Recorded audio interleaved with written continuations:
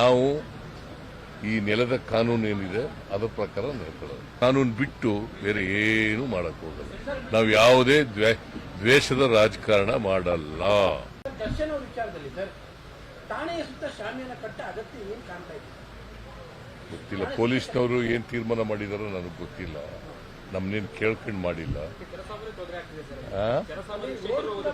ಗೊತ್ತಿಲ್ಲ ನನಗೆ ಯಾರು ಕಂಪ್ಲೇಂಟ್ ಮಾಡಿಲ್ಲ. ಜನಸಾಮಾನ್ಯರು ತೊಂದರೆ ಆಗಿದೆ ಅಂತ ಹೇಳಿ ನೀವು ಹೇಳೋದು ಬಿಟ್ರೆ ಬೇರೆ ಯಾರು ಬಂದು ನನಗೆ ಹೇಳಿಲ್ಲ. ಮೀಡಿಯಾದವ್ರಿಗೆ ಕೇಳ್ಕೊಂಡೆಲ್ಲ ನಾನು ಮಾಡಕ್ಕಾಗಲ್ಲ. ಕೇಳಪ್ಪ, ಇಲ್ಲಿ ಸಾಮಾನ್ಯ ಜನರಿಗೋಸ್ಕರ ನಾವು ಸರ್ಕಾರ ಮಾಡೋದು.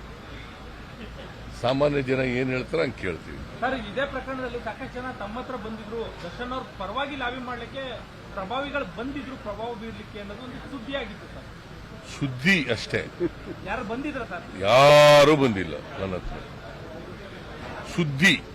ಸುದ್ದಿ ಆಗಿತ್ತು ಅಂತ ಯಾಕೆ ಕೇಳ್ತೀಯ?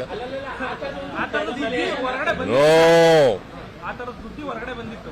ಕೇಳಪ್ಪ, ಈಗ ಹಿಂಗಂದ್ರೆ ಇವ್ರ ಪರ ಸಹಾಯ ಮಾಡ್ತೀರಿ ಅಂತೀರಿ, ಹಂಗಂದ್ರೆ ಅವ್ರಿಗೆ ವಿಂಡಿಕ್ಟಿವ್ ಪಾಲಿಟಿಕ್ಸ್ ಮಾಡ್ತೀವಿ. ನೀವು ಏನು I can't understand you people.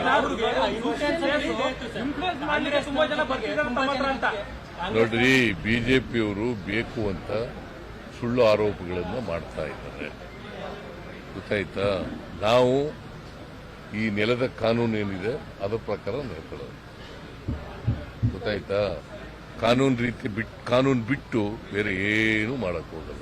ನಾವು ಯಾವುದೇ ದ್ವೇಷದ ರಾಜಕಾರಣ ಮಾಡಲ್ಲ.